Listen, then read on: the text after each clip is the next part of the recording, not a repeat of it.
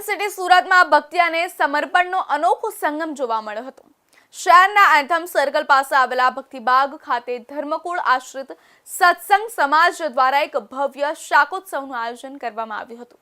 આ મહોત્સવમાં અંદાજે 1.50 લાખથી વધુ હરિભક્તોએ ઉમટી પડીને ભગવાનના પ્રસાદનો લાભ લીધો હતો। આ શાકોત્સવ માત્ર એક ઉત્સવ જ નહીં પરંતુ બે મહાન સંપ્રદાયોના સમન્વયનું પ્રતીક બન્યો હતો।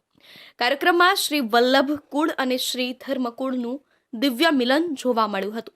ષષ્ઠ પીઠાધીશ્વર વૈષ્ણવાચાર્ય પરમ પૂજ્ય ગોસ્વામી શ્રી દ્વારકેશ લાલજી મહોદયના પ્રતિનિધિ સ્વરૂપે પરમ પૂજ્ય 108 ગોસ્વામી શ્રી આશ્રય કુમાર બાબાજી ઉપસ્થિત રહ્યા હતા અને સ્વામિનારાયણ સંપ્રદાય વડતાલ શ્રી લક્ષ્મીનારાયણ દેવ ગાદીના ભાવિચાર્ય પરમ પૂજ્ય 108 શ્રી નૃગેન્દ્ર પ્રસાદજી મહારાજ અને મહામંડલેશ્વર ભારદ્વાજ મહારાજ પણ વિશેષ ઉપસ્થિત રહી ભક્તોને આશીર્વાદ પાઠવ્યા હતા। શાકોત્સવની પૂર્વ સંધ્યાએ જ હજારો ભક્તો દ્વારા તૈયારીઓ પૂર્ણ કરી દેવામાં આવી હતી।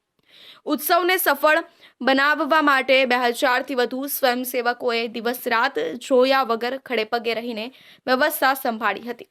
શિસ્તબદ્ધ આયોજનને કારણે લાખોની મેદની હોવા છતાં ભક્તોએ સુખરૂપ દર્શન અને પ્રસાદનો લાભ લીધો હતો। પૌરાણિક સૂર્યના અંશ એવા કરણના નામે જે પ્રખ્યાત એવી આ સુરત શહેરને આંગણે આજે સ્વામિનારાયણ સંપ્રદાય લક્ષ્મીનારાયણ દેવ પીઠસ્થાનના ધર્મકુળ આશ્રિત સર્વે સત્સંગીઓ હરિભક્તો દ્વારા દિવ્ય શાકોત્સવનું આયોજન કરવામાં આવ્યું છે। ભગવાન સ્વામિનારાયણે આજથી 200 વર્ષ પહેલાં લોયાની અંદર દિવ્ય શાકોત્સવ કરી અનેક જીવાત્માને અનેક પ્રકારના ઐશ્વર્યના દર્શન કરાવી પોતાના ભગવાનપણાની પ્રતીતિ કરાવી હતી। આજે સ્મૃતિની અંદર સંપ્રદાયમાં વર્ષો વર્ષ આ ઉત્સવ કરવામાં આવે છે। આનો હાર્દ અને હેતુ એટલો જ છે કે સમાજની અંદર ધર્મ પ્રત્યેની આસ્થા વધે, જીવનની અંદર કોઈ નાના મોટા દુર્ગુણો હોય, વ્યસનો હોય, કુસંગ હોય અથવા તો અંતરશત્રુઓ હોય એનાથી જીવન મુક્ત બને। ભક્તો માટે શુદ્ધ ઘીમાં બનેલી વાનગીઓ તૈયાર કરવા માટે દેશી ચૂલાઓ તૈયાર કરવામાં આવ્યા હતા। રસોડાની ભવ્યતા આ આંકડાઓ પરથી જાણી શકાય છે। 20,000 કિલો રીંગણાના શાક માટે 750 કિલો ઘી અને અન્ય મળી કુલ 1,875 કિલો ઘીનો ઉપયોગ થયો હતો। 12,000 કિલો બાજરાના લોટના ગરમા ગરમ રોટલા તૈયાર કરવામાં આવ્યા હતા। 10,000 કિલો ખીચડી અને 4,500 લીટર કઢીનો પ્રસાદ પીરસાયો હતો। ખૂબ આનંદની વાત છે કે આજે સૂર્યનગરી સુરતમાં શાકોત્સવનું મહા આયોજન કરવામાં આવ્યું છે। શ્રી સ્વામિનારાયણ ગાદી ટ્રસ્ટ વડતાલના અધિપતિ એવા પૂજ્ય શ્રી આચાર્ય શ્રી અજેન્દ્ર પ્રસાદજી મહારાજ શ્રી લાલજી મહારાજ શ્રી નૃગેન્દ્ર પ્રસાદજી મહારાજ શ્રી ની ઉપસ્થિતિમાં ભવ્ય આયોજન થઈ રહ્યું છે।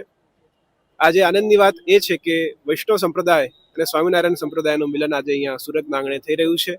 બધા હરિભક્તો એ દિવ્ય પ્રસાદને પ્રાપ્ત કરી અને પોતાના જીવનને ધન્ય બનાવે, જીવનમાં આધ્યાત્મિકતા ભક્તિની લહેર થાય અને સદ્ધર્મના માર્ગે બધા આગળ વધે એવી પ્રભુ ચરણોમાં મારી અભ્યર્થના છે। શાકોત્સવની આ પરંપરા ભગવાન સ્વામિનારાયણના સમયથી ચાલી આવે છે।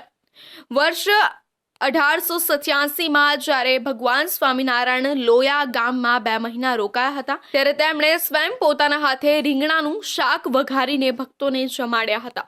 ભગવાનની આ લીલા અને પ્રેમની સ્મૃતિમાં આજે પણ સ્વામિનારાયણ સંપ્રદાય દ્વારા દર વર્ષે શિયાળાની ઋતુમાં શાકોત્સવનું સુંદર આયોજન કરવામાં આવે છે। આમ સુરતનો આ શાકોત્સવ ભક્તિ, સેવા અને ભોજનના ત્રિવેણી સંગમ સમાન બની રહ્યો હતો।